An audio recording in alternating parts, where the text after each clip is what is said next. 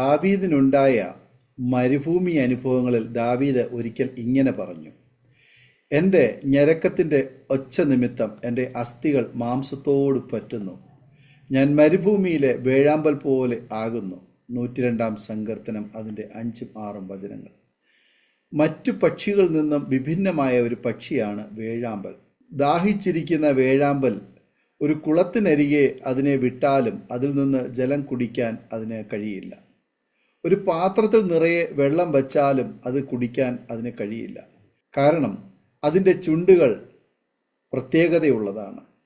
മുകളിൽ നിന്നും വരുന്ന വെള്ളം മാത്രമേ അതിനെ കുടിക്കുവാൻ കഴിയുള്ളൂ.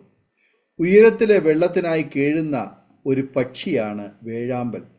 ഇന്ന് ഭൂമിയിലുള്ള പലതുകൊണ്ടും ദാഹം തീർക്കുന്നവരാണ് അധികവും. എന്നാൽ ഭൂമിയിലെ വെള്ളം ദാഹം ശമിപ്പിക്കുകയില്ല. അതുകൊണ്ട് യേശു ശമരിയക്കാരി സ്ത്രീയോട് ഇങ്ങനെ പറഞ്ഞു: ഈ വെള്ളം കുടിക്കുന്നവന് എല്ലാം പിന്നെയും ദാഹിക്കും. ഞാൻ കൊടുക്കുന്ന വെള്ളം കുടിക്കുന്നവനോ ഒരു നാളും ദാഹിക്കുകയില്ല. ഞാൻ കൊടുക്കുന്ന വെള്ളം അവനിൽ നിത്യജീവങ്കലേക്ക് പൊങ്ങി വരുന്ന നീരുറവയായി തീരും എന്ന് ഉത്തരം പറഞ്ഞു. യോഹന്നാന്റെ സുവിശേഷം 4-ാം അധ്യായം 13-14 വചനങ്ങൾ. ഭാരങ്ങളുടെ നടുവിൽ ആത്മമാരിക്ക് വേണ്ടി നാം കാത്തിരിക്കണം. വേഴാമ്പൽ ദാഹജലത്തിനായി കാത്തിരിക്കും. വേദപുസ്തകത്തിൽ 4 മഴയെക്കുറിച്ച് പ്രതിപാദിച്ചിരിക്കുന്നു. 1. മുൻമഴ. സിയോൻ മക്കളെ, ഘോഷിച്ചുല്ലസിച്ച നിങ്ങളുടെ ദൈവമായ യഹോവയിൽ സന്തോഷിപ്പീൻ. അവൻ തക്ക അളവായി നിങ്ങൾക്ക് മുൻമഴ തരുന്നു. അവൻ മുമ്പേ പോലെ നിങ്ങൾക്ക് മുൻമഴയും പിന്മഴയുമായ വർഷം പെയ്ച്ചു തരും. യോവേൽ പ്രവാചകന്റെ പുസ്തകം 2-ാം അധ്യായം അതിൻ്റെ 23-ാമത് വചനം. ഉണങ്ങി വരേണ്ട ഭൂമിയിൽ ആദ്യമായി പെയ്യുന്ന മഴയാണ് മുൻമഴ. ഭൂമിയിൽ വിത്ത് മുളയ്ക്കണമെങ്കിൽ, നല്ല വിളവ് ലഭിക്കണമെങ്കിൽ മുൻമഴ വേണം. നാം ദൈവവചനം വായിക്കുന്നവരാണ്, കേൾക്കുന്നവരാണ്. എന്നാൽ വചനം അകത്ത് കടക്കണമെങ്കിൽ ഹൃദയം മുൻമഴ കൊണ്ട് മൃദുലമാകണം. മഴ ലഭിച്ചില്ലെങ്കിൽ ഹൃദയം വരണ്ടുണങ്ങും. വചനം നമ്മിൽ ക്രിയ ചെയ്യണമെങ്കിൽ മുൻമഴ വേണം. മുൻമഴയ്ക്ക് വേണ്ടി വേഴാമ്പൽ കേഴുന്ന പോലെ വചനം മുൻമഴയാൽ ഉള്ളിൽ കടന്ന് ക്രിയ ചെയ്യണം. 2. പിന്മഴ. ആദ്യം മുൻമഴ പെയ്ത കൃഷികളെല്ലാം പൂക്കും. അത് കഴിഞ്ഞ് കർഷകർ ഒരു മഴയ്ക്ക് വേണ്ടി കാത്തിരിക്കും. അതാണ് പിന്മഴ. ആ മഴ പെയ്തില്ലെങ്കിൽ പൂവെല്ലാം പതിരാകും. പൂക്കൾ ഫലമില്ലാതെ പോകും. നാം ജീവിതത്തിൽ ഒരുപാട് അധ്വാനിക്കുന്നു, മക്കൾക്ക് വേണ്ടി കഠിന പ്രയത്നം ചെയ്യുന്നു. എന്നാൽ എല്ലാം പൂത്തു വരുമ്പോൾ കതിരാകുന്നതിന് മുൻപ് പതിരായിപ്പോയാലോ? അധ്വാനം ഫലപ്രാപ്തിയിലെത്തണമെങ്കിൽ ഒരു മഴ വേണം. അതാണ് പിന്മഴ. 3. വൻമഴ. അരിഞ്ഞ പുൽപ്പുറത്ത് പെയ്യുന്ന മഴ പോലെയും ഭൂമിയെ നനയ്ക്കുന്ന വൻമഴ പോലെയും അവൻ ഇറങ്ങി വരട്ടെ. 72-ാം സങ്കീർത്തനം അതിൻ്റെ 6-ാമത് വചനം. ഭവനങ്ങളിൽ തെങ്ങിൻ്റെ തടം പിന്മഴ ലഭിക്കുന്നതിന് മുൻപ് എടുക്കും. ചുറ്റും കിളച്ച് അതിൽ ആവശ്യമില്ലാത്ത പുല്ലുകളും ഇലകളും ഇടും.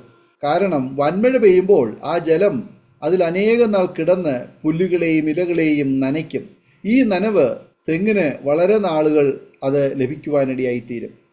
നാം കേട്ടതായ വചനം സ്ഥായിയായി നിലനിൽക്കണമെങ്കിൽ ഒരു വൻമഴ വേണം. വചനം കേൾക്കുമ്പോൾ പലരിലും ആ സമയം ഒരു മാറ്റമുണ്ടാകാം. എന്നാൽ അതിനുശേഷം വീണ്ടും പാപസ്വഭാവങ്ങൾക്ക് അടിമപ്പെടാം. ആത്മീയമായ ഒരു വലിയ വൻമഴയായിരിക്കണം വചനം. അത് അരിഞ്ഞ പുൽപ്പുറത്തെ മഴ പോലെ അനേകം നാൾ തളം കെട്ടി നിന്ന് ഹൃദയങ്ങളെ നനയ്ക്കണം. ദൈവം മുൻമഴയും അതിനു പുറകെ പിന്മഴയും തരുന്നു. 4. പനിമഞ്ഞ്.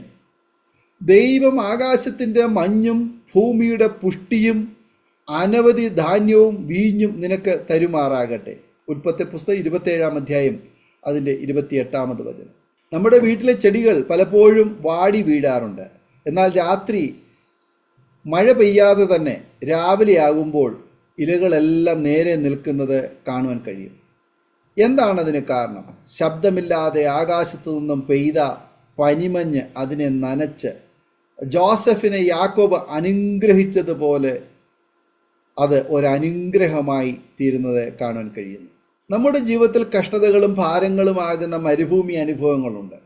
ഈ സമയം മരുഭൂമിയിലെ വേഴാമ്പൽ ഉയരത്തിലെ ജലത്തിനായി കാക്ഷിക്കുന്ന പോലെ നമ്മുടെ ഹൃദയങ്ങളും മുൻമഴയ്ക്കും പിൻമഴയ്ക്കും വൻമഴയ്ക്കും പനിമഞ്ഞിനും വേണ്ടി ദാഹിക്കണം. കാരണം ഈ ജലം ജീവനുള്ള ജലം, അത് കുടിച്ചാൽ ഒരു നാളും ദാഹിക്കുകയില്ല. ആ ജലം നിത്യജീവനിലേക്ക് പൊങ്ങി വരുന്ന നിത്യജീവന്റെ ജലമാകുന്നു. ഈ ജലത്തിനായി ഉയരത്തിലേക്ക് നമുക്ക് കണ്ണുകൾ ഉയർത്താം. ഈ വചനങ്ങളാൽ ദൈവം നമ്മെ അനുഗ്രഹിക്കുമാറാകട്ടെ. ആമേൻ. ഓർമ്മയുടെ മനോരഥത്തിൽ മായാത്ത ഓർമ്മയ്ക്കായി അരോമ മാട്രിമോണിയിൽ നിന്നും ജീവിത പങ്കാളിയെ കണ്ടെത്തൂ. നിങ്ങൾ ഒരു ക്രിസ്തീയ ജീവിത പങ്കാളിയെ അന്വേഷിക്കുകയാണോ? അതോ മക്കൾക്ക് അനുയോജ്യമായ ഒരു തക്ക തുണയ്ക്ക് വേണ്ടി പ്രാർത്ഥിക്കുന്ന വ്യക്തിയാണോ? എങ്കിൽ അരോമ മാട്രിമോണി നിങ്ങൾക്ക് വേണ്ടിയാണ്. ഇന്നു തന്നെ സൗജന്യമായി രജിസ്റ്റർ ചെയ്യൂ. അരോമ മാട്രിമോണിയുടെ പ്രത്യേകതകൾ: രജിസ്ട്രേഷൻ തികച്ചും സൗജന്യം. ലോകത്തെവിടെയുമുള്ള അനുയോജ്യമായ ക്രിസ്തീയ ജീവിത പങ്കാളിയെ തിരഞ്ഞെടുക്കാം. വിവാഹം നടക്കുന്നതുവരെ സർവീസ് ലഭിക്കുന്നു. ഏറ്റവും ചെറിയ പാക്കേജുകളും തിരഞ്ഞെടുക്കാം. അരോമ മാട്രിമോണി നിങ്ങൾക്കായി ഒരുക്കുന്നു വിവാഹം പരമാനന്ദം. Email aroma matrimony2020@gmail.com